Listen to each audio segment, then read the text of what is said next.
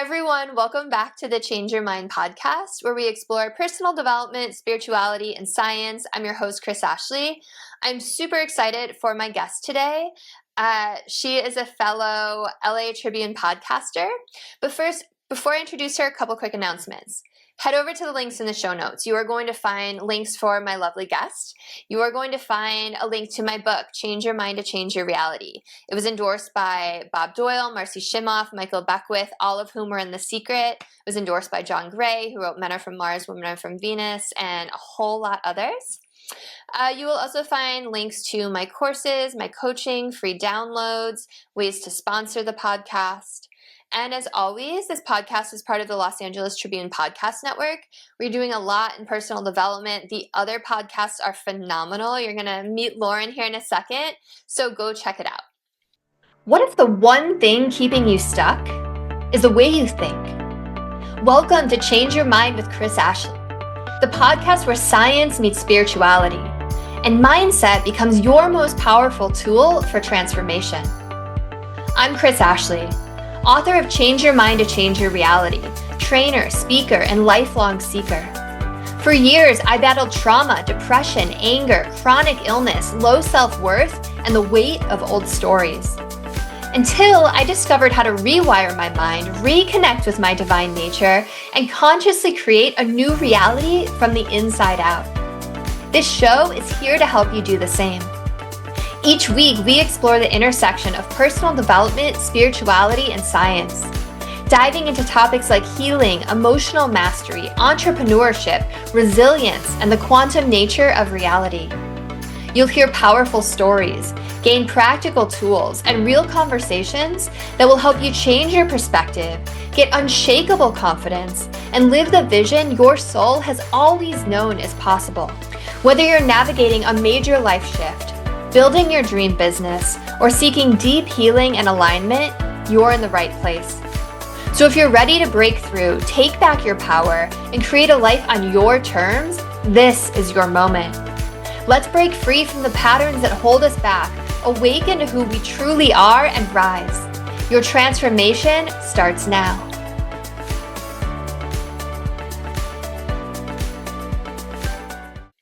All right, so with me I have Lauren Fields. So Lauren is a life design strategist who empowers ambitious women and growth-driven individuals who feel lost, stuck, or are navigating major life transitions. She helps her clients overcome challenges related to clarity of vision and a stronger relationship to self, guiding them to create the life they desire and unlock their full potential. So welcome, Lauren. I'm so glad you're here. Hi, Kris. Hi, listeners. Thank you so much for having me. I'm so happy you're here. And I didn't read your whole bio, but you just graduated. Was it a master's in psychology? I did. I graduated 1 month ago with a master's in psychology. That's amazing. I feel like there's not that many coaches out there who can kind of have that credential, right? Like you probably bring in like all the mindfulness and all of the science back, right? Which is mindfulness really cool. And the neuroscience. I like to earn the right. And by that, I mean, I just really wanted to understand the science behind human behavior and how I could really help clients initiate change in their lives. Yeah, that's amazing. I love it. You're like a nerd like I am, and you just love to learn. So that's great. Love to learn. Yeah, the learning never stops.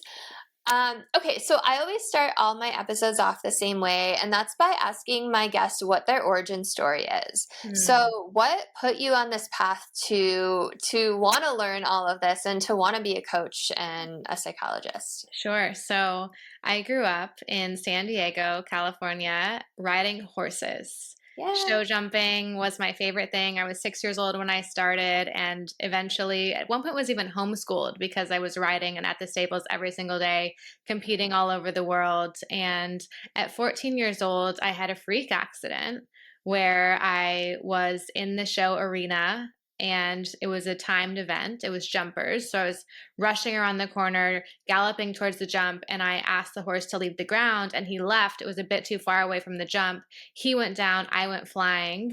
I was life flighted, helicoptered to the hospital, woke up from a coma 3 days later, and was diagnosed with having a traumatic brain injury. And this was at 14 years old. looking back, of course, when I woke up at that event, I never would have imagined now having a background in psychology and understanding the science of what happens to the brain with a traumatic brain injury. But I've kind of come full circle now and feel so grateful that I'm able to realize and teach that it's not what happens to us in life, it's what we choose to do with what happens. Amazing.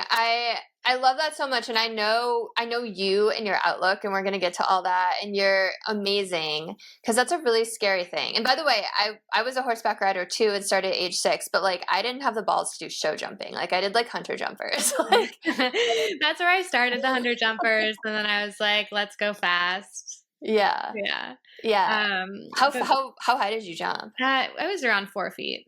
Wow. Yeah. Yeah. That's intense. And I had no idea you were competing all over the world. Like you were definitely at a different level than I was. That's amazing. It was my life. It was my passion. I loved it so much. I went from the hospital to the stables. Oh, really? Yes. And I was ready to get back on. So I was so young, I didn't realize the severity of that event.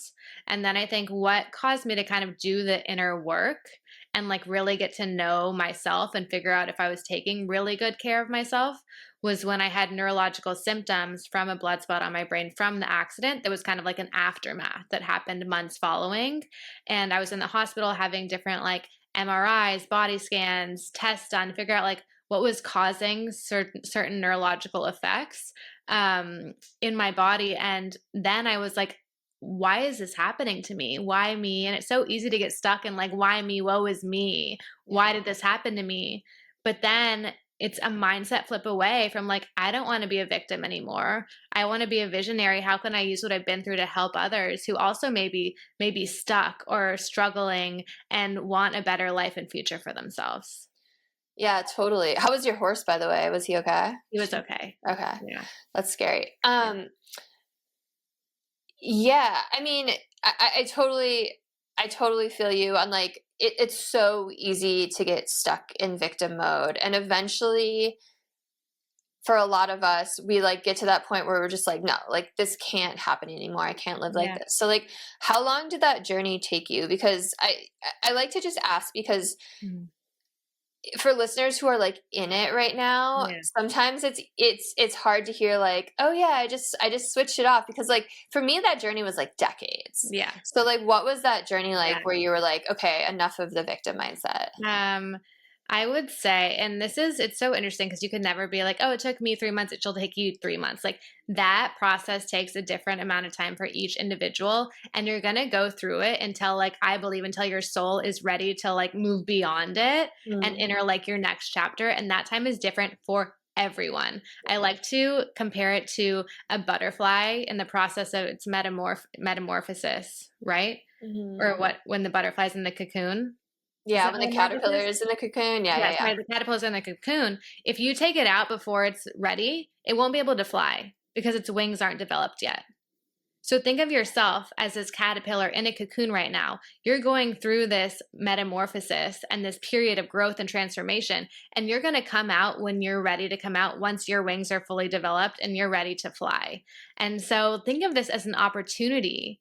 How can I, during this period of suffering, struggling, when I'm feeling low, what can I instill in my life that'll help me come out the other side a more liberated, awakened, and evolved human being? Whether you can start reading books on self-improvement, personal development, whether you can start working out, whether you can start journaling, whether you can start listening to podcasts that are uplifting to you, what can you start to work on and create now that's going to get you over the other side to someone that like you're truly proud of and excited to be? Yeah, absolutely. And I was gonna like, what was it that helped you? Was it, I mean, you just listed a bunch of things, but like what pulled you out of that rut? So back to like the time, like the timing that it took, I feel like it's been a journey. Like it's not just like, oops, snap your fingers and you're out of it. It was a progression. I had a surgery. So what was going on with me, a common symptom from a traumatic brain injury is a drop foot. So there's a blood spot on your brain. All of a sudden, one of your feet doesn't lift correctly because the signal's not going from your brain to your foot to lift. Wow. And so out of nowhere, I was young and I was like having difficulty walking. And I was like, how could this happen to someone who's my age? Like, what? to have to think about every step that you have to take. And so I had a surgery that was supposed to help with the symptoms I was having, and it did. And healing from that surgery, and then once I was healed, I then began this path and purpose of like going through health and wellness coaching at the Institute for Integrative Nutrition, doing my yoga teacher training, studying to be a life coach, studying for my master's. And so it's like each of these building blocks of me finally leaning into how can I use what I've been through to help others, and following that path, it started to liberate me because I felt like I was like pursuing my purpose and following my heart in regard to what I wanted to do. There was a long time where I was working in hospitality, or I was working in real estate, doing these other things on the side. But I was almost like trying to check society's box, being like, yeah, I have a job. Yes, it's this. But it's like, that wasn't what my heart was telling me I wanted to do. And I think the more that you lean into like what it is you know you really want to do, the more you start to come alive, and the more that you come out of that phase of like being stuck. You have to lean into what you know your calling is, or what you feel like your heart wants. And the more you lean into that, and the more that you're authentically you, the sooner you'll come out of that period. So beautifully said. So beautifully said. You and I have so many parallels. I love it. And you know, like if you're like, I don't know what I want to do, like just follow your passion, like you said, and like people are going to show up on your path to help you, right? And like the right teachers or the right books or the right like courses or whatever it is that are going to pique your interest, and you just kind of follow that thread, and eventually it's going to be so clear to you, right? Yeah. I actually have a moment that I remember in a book that really changed my life, was The Untethered Soul by Michael A. Singer. And this is a great book if you're looking to change your mindset, which in turn we know will change your reality, as Kris's book, I'm sure, really goes into. Is what Michael says in this book is it's up to us to either enjoy this experience of being alive, or to continue to be bothered by it. And so you hold that power. No one else, so often we're waiting for a certain reality outside of us to make us happy inside. That's not how it works. You're in control. Yeah.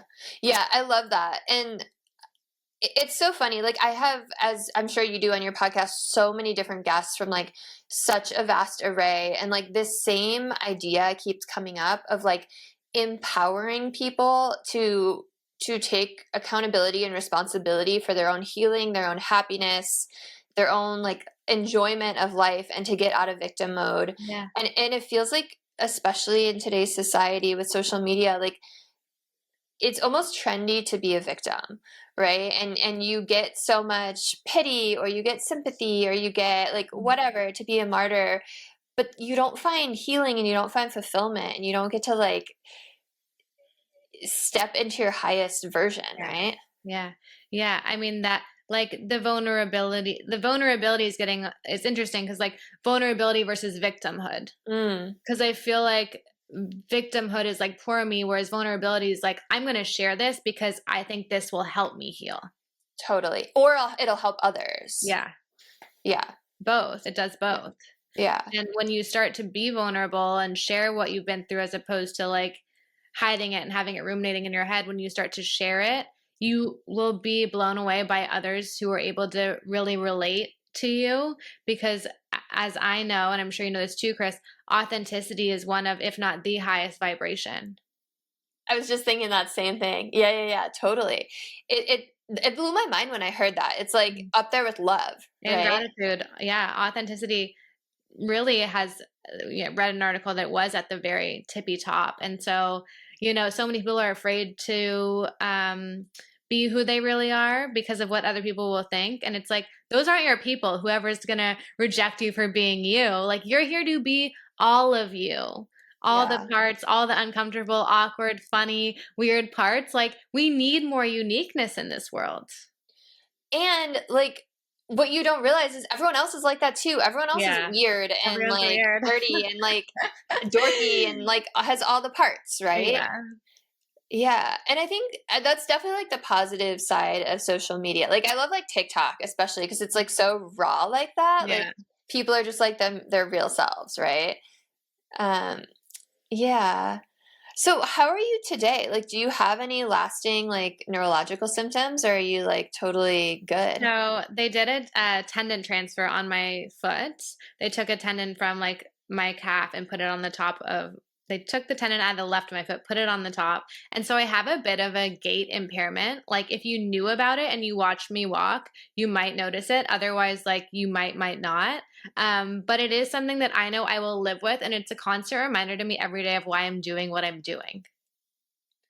That's like what makes you amazing is you're like, oh yeah, I have this gait thing, and it's my reminder that this is incredible and I'm on this Yeah. amazing path. And like, Yeah. that's the mindset shift. I Like love that so like I much. have a story, like I have, I've been in many hospital waiting rooms. I almost lost my life in a horse accident, and like I'm here to talk about it, and I'm here to say like those events don't need to define us. They can inform us, they can teach us. And we can use them to learn and to grow and to serve. Yeah, absolutely. So speaking of serving, like what do you work one-on-one with clients? Like what does that look like? Yeah, And what are you helping them do? Yeah. I actually have some exciting news, Yeah. Kris, that like I haven't really told many people yet. Ooh. I work one-on-one with clients. And I have my Fieldswell podcast as an extension of the one-on-one work. I am in the process of building out a wellness sanctuary here in San Diego where my clients, will be able to come see me in person. And this will be a center really to focus on your mindset. I was thinking like there's so many places where we can go to work out our bodies or to eat a healthy salad, but where can we go to actually work on our mindset? And this I think is like the most important thing is how That's we're thinking. amazing, and I want to visit it once it's Yes, up. So what's it going to look like? Like sure. besides seeing you one-on-one, what else do they do there? Yeah. So there will be light therapy, meditation, some sound healing. I really want to create a multi-sensory experience for my clients. And, during our sessions, things like positive affirmations, visualizations, cognitive restructuring, like we're really going to focus in on the mind and get clients in a space and enable them to feel the energy and the frequency of what it is they want to attract and pull into their lives. So a lot of like vision setting, visualization. That sounds amazing. I mean, that's like so up my alley. I can't wait to come visit it. And I can't wait to have you. San Diego, like it doesn't even know what they're getting yet. That's Yeah. incredible. So how far along are you? Have you found like a building? Like Oh where are you? yeah. I would say we're 1 month out from opening. Fucking A, So by the that's so cool. time this airs, we're probably going to be open. Does it have a name yet? It's Fieldswell, Okay. the name of Well, my company and the podcast. Yes. that's amazing. Are you going to have like other technicians or any like coaches or anyone working for you, or are you going to do it solo to It's start? going to start just me. Mm-hmm. Of course, I have a bigger vision for it. Want to start doing more events and eventually expand. But to start, it's just going to be me. Amazing. Yeah. That's incredible. Congrats. I'm so Yeah. excited for Thank you. you. In my hometown, which I once believed was far too small to fulfill my dreams. And so it all has come full circle now. And I'm very grateful. I went to middle school 2 blocks away. So That's so cool. yeah. And that's San Diego? It's in San Diego. It's a town called Rancho Santa Fe. Okay. Very cool. Yeah. All right. Well, if you're listening and you're in SoCal, go check it out. Yeah. Hit me up. Come visit. We'd love to have you. That's so exciting. And you also did a TEDx talk. How did you get a TEDx talk? How did that go? So this is interesting. When you ask the question of like, how long did it take you to like have that mindset shift? Mm-hmm. Right before I turned 30, I was with dating someone who I believed I was going to marry and was like my person, going to start a family with, etc. We broke up like a couple of months prior to my 30th birthday. I turned 30. I was like alone, brokenhearted, in like a state of depression, but I knew like eventually I would come out of it because we've all gone through a breakup before. We know life goes on, but this one was like pretty severe because my heart was fully in it.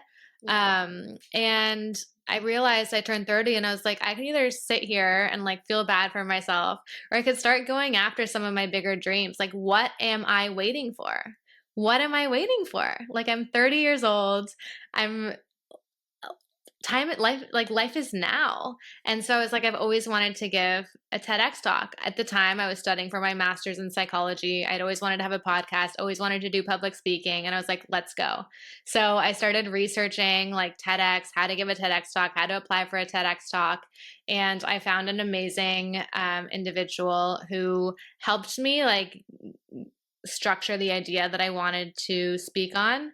And she knew someone who was having a TEDx event soon. So she put us in contact. I applied for the event and I got it. And they're like, this is in 6 weeks. Are you sure you're going to be ready? And I was like, I'll be there and you won't be disappointed. Hell And yeah. that was like the start of everything. But I'm telling you, listeners, like some dreams may feel so out of reach or so big. But like once you start making a plan and pursuing them and believing that you're ready, believing that it's possible, they're not that far out of reach. Mm. Yeah, it's amazing. I love that story. Thank you for sharing it. And it's amazing how once you have that vision, that North Star, and you take steps towards it, like the universe just manipulates everything to bring it in front of you. It does. It's really wild. And in that talk, I talk about the the horse accident, the traumatic brain injury, but it's really a reference to like anyone. The talk was titled "The Space Between Falling and Getting Back on the Horse," because so often we fall and people say, "Dust your shoulders off, get right back up." But that space between falling and getting back up, that's the space of transformation. And so I talk about what to do in that space so that you're ready to go after whatever your life's calling is once you do get back up. So what do you do in that space? You reflect, rebuild, and recover. So I like the reflect because I'm such a believer in like what you resist persists. And so often we push things away, and I'm sure you know, like we don't want to push our emotions down. We don't want to like, if there's something we don't want happening, we can't just like push it out of our mind. We have to like admit we're going through it and like go through it, right? Go through it, go all the way through it, lean in, like let it be messy, give yourself the time, and love your like wounded, broken parts back together. I love that. There's like a therapy called parts therapy that's totally like that. Have you heard about that? I haven't. It's like literally what you said. It's like loving all the different parts of you. Like you were talking about earlier, like the messy, the funny, the whatever. Well, I was actually reading Gabby Bernstein's new book, Self-Help. Her book, The Universe Has Your Back, was one of the originals I read like around the same time as The Untethered Soul. And it's an amazing book. I highly recommend it. But her book, Self-Help, is about internal family systems therapy, IFS. And it is like we have this family of individuals inside of us, like the 6-year-old who was abandoned by her father, for example, not personally, but like the 6-year-old who felt abandoned, the 20-year-old who was broken up with or like lost her job, like all these parts still live inside of us. And so like to care for and understand each of these different parts and how they may still be showing up in our current reality. I like that. So we have this whole family of individuals of ourselves inside of us. Yeah, that's cool. Because we always hear about like the wounded child, but then there's never the teenager, like the early 20s. Yeah. That's a cool concept. So it was reflect, rebuild, and recover. So what does rebuilding look like? Rebuilding is starting to fill your life with things that are going to elevate your well-being. So we all know, and this is like a major one now, how is your sleep? I've heard that our life needs to be built around our sleep. So I have my Aura ring here, and I prioritize getting around 8 hours of sleep every night. I'm 31 years old. I have a 9 p.m. bedtime. Super fun, I know. But for my productivity and performance, I know that I need that sleep for my ability to show up not only for others, but also for myself. So the sleep, the nutrition, the movement, you're rebuilding yourself. How would you take care of yourself for optimal results? And that is the rebuilding. It's getting not only taking care of yourself, but then also like building a vision for what you want your future to look like and taking steps toward that vision. And then the last step is recover. And I say recover isn't like a final destination. It's an ongoing process. There's always going to be maintenance. We're always day in, day out. Life is so unpredictable. And so we're always in this dynamic like state of recovery where we're doing the maintenance. We're continuing to take care of ourselves. And we have the systems built to work through whatever comes up. I love that. So, well, I just want to talk to the rebuild part. Like, I'm such a biohacker, so I love all of that, even though like with a 1-year-old, like the sleep thing is like, you made a post It's probably like and easy for you to so say, jealous. you just have a puppy. You have a puppy? Is that what you I said? have a puppy. Oh, what kind of puppy? He's a Cavalier King Charles. Oh, He's really cute. His name's Ziggy. He's like 7 months now, so he's out of that baby phase. But 5 a.m. I'm up and I'm like, it's Ziggy time. Yeah. Yeah. Oh my God. Dogs just bring so much unconditional love. They're such a like the most amazing lesson and gift because they're just happy with you no matter what. And I say, I wish we could all embody this puppy energy. Like whenever we see someone, we're just like happy, wagging our tail, excited to see them. Like the world would be such a much better place.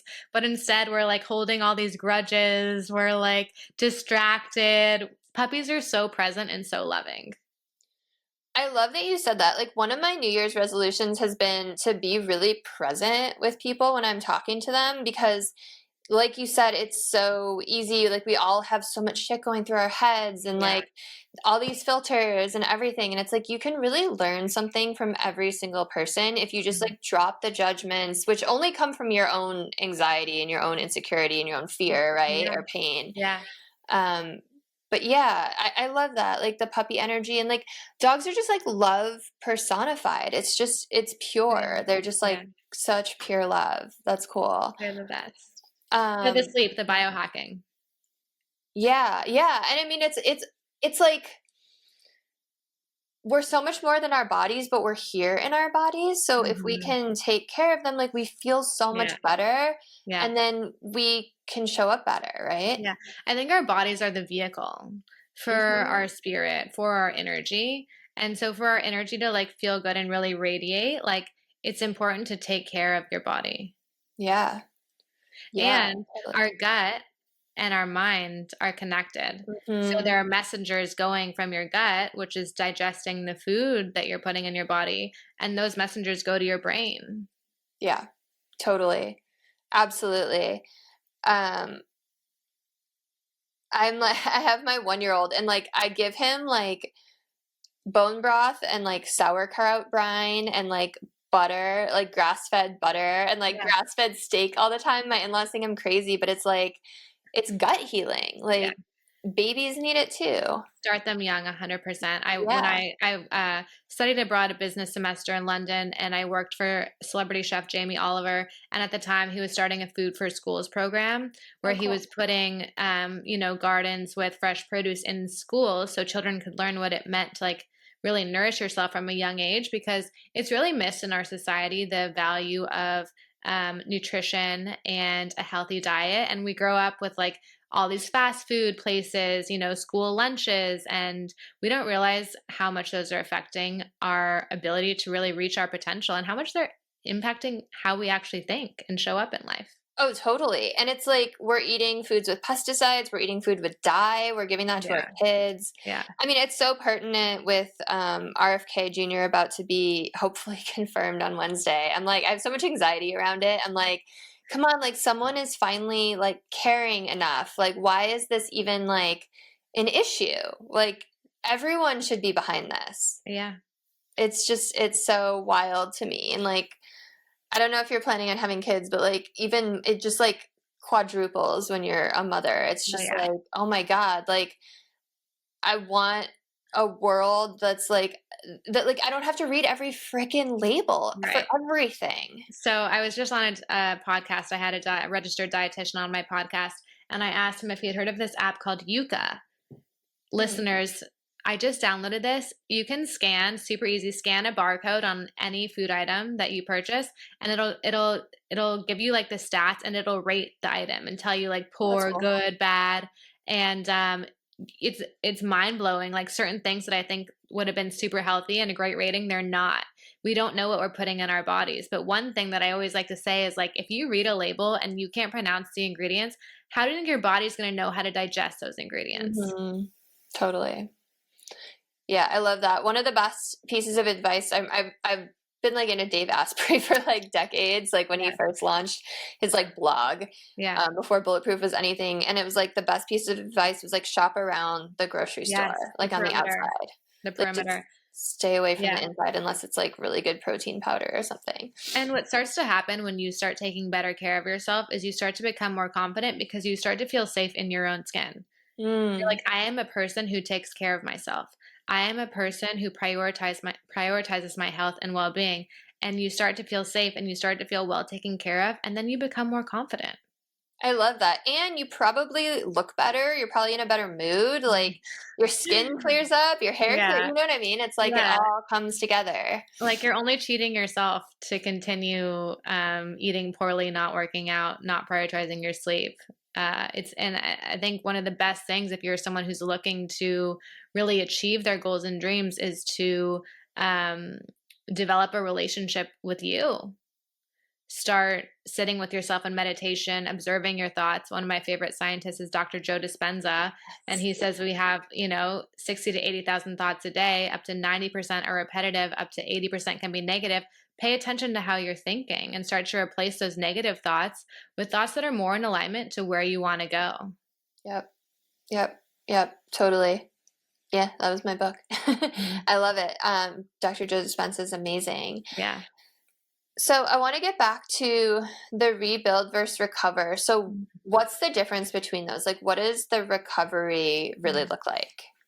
So the recovery for me, like, is the phase when I'm like, okay, I really feel this change like happening within me, and I'm ready to like go after whatever it is that I've been like kind of had in my mind, but maybe been holding back. Like, okay, now I've understood what happened. I reflected. I've rebuilt myself. I have started to take care of myself. I've started to create this vision for what I want in my life, and I'm ready to go after it. So then you're in recovery. You're going after your vision, and maybe something comes up for you. You now have systems in place because you've developed some mindset tools and strategies in the rebuild phase. You've been taking care of yourself. Your confidence is higher. And so you're in this recovery phase. And I think this recovery, as I said, like it's not a final destination. It's an ongoing journey. We're in recovery. Like something could happen today. I can get a call that like my life completely changes my life. And I believe that like I'm resilient and I can handle that because I've been through adversity and I rebuilt myself. And I'm going to be okay because I've been through that. And so many of us live in fear or anxiety about what is about to come. But when you've reflected and you've rebuilt after facing adversity and you're in this recovery phase, to me, it just means like you're confident, and no matter what comes up, you're going to be able to make it through. Yeah, I love that. And it's just making me think about like, no one like wants to go through adversity, but it really does make you stronger and equip you with the tools to better handle challenges in the future. I think, as so many people say, like it's not what happens. Life is happening not to us, but for us. Yeah. And so I think adversity like brings out our character and teaches us so much. Like what do they say? Like an easy life is not worth living. Like the highs are so much higher once you've like managed the lows and learned the lesson and like kind of to surrender. We think we know exactly what we want in life, and yes, pursue whatever that calling is, but have faith that it can become so much more than that when you start walking the path. And that if you take a detour, Gabby Bernstein calls them detours or redirection. See redirection as protection. Don't try and fight it. Like if you're being redirected or if something happens you never could have predicted, like lean into it, because what does it do to really resist and fight it? That lowers your frequency. You want to lean in. Okay, how can I best navigate this? I have the tools. I now have the practices, the mindset practices to like meditate or do yoga or like keep me calm through this adversity. But like all of my toughest moments have really come together to, I believe, like make me someone who's capable of achieving what she sets her mind to because I've made it through these difficult times. Yeah, absolutely. I love everything you just said. And I love the idea of like redirection is protection and leaning into it, because you have no idea what incredible things are going to be in that new direction. Yeah, 100%. Yeah, and it's like the path that you're meant to go on, right? The more I've leaned into the unknown, Joe Dispenza says the unknown, like the uncertainty, the more you lean into that, the more I've been like, wow, I feel like I am being divinely guided. And then life becomes a game, right? It's so fun. Yeah, it's fun. Like, oh, okay, that wasn't meant to be. So I'm going to go do this instead. Yeah. Yeah. Yeah. And I love like you you were brave and gave your TED talk, and then you met Mo Rock, who was the head of the LA Tribune, and then you're part of this amazing thing now, and we met Yeah. each other, and it's just Yeah. yeah. Like I mean, I'm one who has like written out like 5-year plan, 10-year plan. Listen, TEDx talk, podcast, these were all on my plan many years ago. Yeah. I didn't know how or when or like what that would look like. Would I have imagined that like I would have met someone, would have met Mo at the TEDx event who was starting a podcast network and I would be on his network? Like I couldn't have predicted that, but I had it written down. I had the vision. So for our listeners, like get clear on what it is that you want. That's such an important step. And I think that's also such a testament of like getting out of your comfort zone, because that's where your dreams happen. And Yeah. then by taking that step, like the universe was like, here's a perfect person to like give you your next step. Yeah, 100%. That's exactly how I feel. I was shaking. I wore cowboy boots to the TEDx talk. I gave That's my awesome. talk in like a blazer sort of dress and cowboy boots, and I was shaking in my boots. I was terrified. My first public speaking experience, and it was one of the best things I ever could have done for myself. So your first public speaking experience was a TEDx talk. It was. That's pretty badass. Yeah, thank you. I've watched part of it, by the way. Thank you. Yeah. I think I spent like 120 hours preparing for it. Yeah. Yeah, it shows. That's amazing. So what else do you really want to talk about? Like, what else do you want listeners to take away? Mhm. I mean, the biggest thing that I have learned and what I want to help everyone with is like, I think we're so caught up in regretting the future, uh, regretting the past, fearing the future, that we miss this moment right now, this like moment to be present. I know we touched on this, Kris, but like this is the moment that you have to dive fully into to like create the life that you desire for yourself, to work on yourself, to love yourself. Like it all begins and lives in this moment. The present is the only moment that we know exists for sure. It's all we really ever have is this moment right here. And so what has helped me is like to create systems. I'm very structured, the systems and routines to live by that enable me to be present with you here in this moment. Like right now, I'm with you. Like I'm 100% here with you. I'm not thinking of like what happened yesterday or what's going to happen tomorrow. And I think that's how you really maximize your life. And if you can keep living fully in each moment, your future is going to be incredible because you're making the most of each moment and giving that moment what it deserves. And to be able to do that, I think you have to do that inner work. You have to befriend yourself. You have to be like, I love being with me, like spending time with me and like working on myself and like following my path. And when you can do that, life is really magical.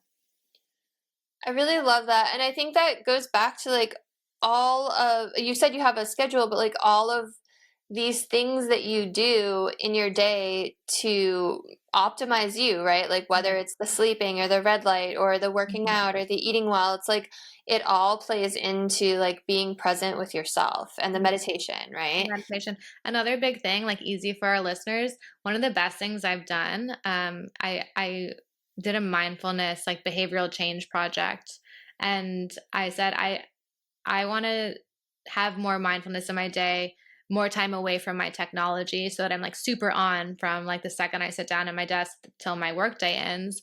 So I'm going to put my phone on sleep mode from like 7 p.m. to 8 a.m. So there's 13 hours. I don't look at my phone or my messages, and it sleeps in the kitchen. And this has given me so much space and time during my day I think we're so glued to our phone. We wake up, we look at our phone for the dopamine hits, all the messages, all the emails. We're so excited to start the day. You're waking up responding to other people's requests, messages, emails, as opposed to starting your day with intention. So my phone's not in my room. I can't roll over and look at it. At one point, I was that girl. This has been one of the biggest things that changed my life. I wake up now. Thank you for this new day. Go sit, do my light therapy, do my meditation visualization, my affirmations. I am love. I am light. I am abundant. I am worthy. And I attract everything I desire. I'm programming my subconscious mind for like the person I want to be. And so I think we have to prime our minds as opposed to letting our minds run our lives. That's so cool. And also, I feel like it's so good for you to not sleep next to like that Wi-Fi, like Yeah, in 5 your ear. whatever EMF situation it is. Yeah. But that's so cool. That's like very inspirational. And I think like the two most important times to like really focus on priming your life or like getting into your subconscious are right before you go to sleep and right when you wake up in the morning. So I think that's really cool that you're able to do that. Yeah. Maybe once I don't have kids anymore and I don't have their like pulse ox connected to my phone. Really. Like, that's what I'm checking in the middle of the night. But no, I love that. That's very inspirational. And it's crazy. It's like, I don't know if you've noticed this, but like anytime I take a break from technology, I feel so much lighter. Yes. Like if I like am at a retreat or something for a weekend, I like won't touch my phone or like on vacation. And then it's kind of like you feel the mental health burden when you come back, right? Does that happen to you? Yeah. I mean, this has been the biggest game changer, putting it on sleep mode and in the kitchen for 12, 13 hours. My evening routine, journaling is a big part of my evening where I like write down 3 things that I'm grateful for that day. Or just like kind of what happened in the day so I can like run through how the day went, what happened. And then if there's something heavy on my mind, I'll write about it and I'll be like, please help me like think about this or like work on this or sift through it because what our sleep is doing when we're dreaming, it's like our subconscious mind working through and clearing out things in our mind. And so to be like, ask like, help me work through this. And oftentimes I wake up feeling so much better. That's cool. From like that spiritual woo-woo perspective, like we also all have guides and like if we want help from them, we have to ask. So the fact that you're asking, like you're probably getting that assistance. I had a dream doctor on the podcast and she said like, you need to start paying attention to what you're dreaming about. And we can start to like decipher meaning. She has a whole system for how she makes meaning of her dreams. But like we spend so much of our life sleeping and dreaming. And do you know that the periodic table was developed in someone's dream? You could have an amazing business idea in your dream. And the more you like ask yourself, even your guide, or be like, sometimes like, help me think through this in my dreams. Like I believe you can influence your dreams. And so for our listeners, start paying more attention to your dreams and sleep. I mean, as we said, it's like the foundation of our life. I went to Brian Johnson's Don't Die Summit in LA last weekend. He's the most measured human on earth. And he said sleep is the number 1 priority. We have to build our lives around sleep, become a professional sleeper. And again, to you with a 1-year-old, I'm sorry, Kris. No, it's so true. No, and like I've definitely like used the sleep quality apps and everything in the past. And it's true. Like you feel so much better when you sleep. And sleep is just so crazy anyway. You're like checked out of your body and like connected back to like source energy. Where like, are we when we're sleeping? right? You know, So where do we go? It's so trippy. And I feel like some dreams are like you looking at like alternate timelines of your own life or like, or like visitations. I have those a lot. So yeah, it's cool. One thing I asked her, I was like, why do we have this recurring dream? Like it's normally like the same man or like, you know, ex or what have you. And she's like, I think it's more of like you really love the version of you that you were in that relationship. And that person or that energy is like wanting, like you're remembering that and wanting more of that in your life today. And I was like, interesting. That's a cool. So it's not necessarily like the person, your ex or whatever that you want back in your life. It's the version of you that you were in that relationship that makes that so memorable and keep resurfacing in your dream. That's cool. And maybe that's a message to like get back in touch with the parts of you that you liked in that relationship. And then you like can let go of that. the fun, loving, spontaneous version of you. Yeah. Yeah. And then there's the version of us that goes to bed at 9 p.m. I'm also that person. You can still, hey, I'm like, you can still be fun if you go to bed at 9 p.m. I and know. have fun Totally. earlier in the day. Yeah. Absolutely. Fun is more exciting in the sun. This has been so great. You are so wonderful. I feel like we could talk forever. I'm so excited for you with your new center and proud of you. And that's amazing. I'm going to have to come visit it. I'm sure people want to know how they can find you, where they can connect with you, all the things if you want to share. So I am most active on my personal social media account. It's my name, Lauren Fields. You can find me there. You can listen to the Fieldswell Podcast on any and all podcast platforms. You can go to my website, fieldswell.com, and soon you'll be able to visit me in person at the Fieldswell Wellness Sanctuary in Rancho Santa Fe, California. Amazing. And all of that will be in the show notes. Thank you so much, Lauren. It has been such a pleasure. If you're listening and you think there was someone who would benefit from this in your life, please send it to them. Like, comment, share, subscribe, all the things. Let's help lift humanity up. Have a beautiful rest of your day, everyone. I will see you next week. Thank you for having me.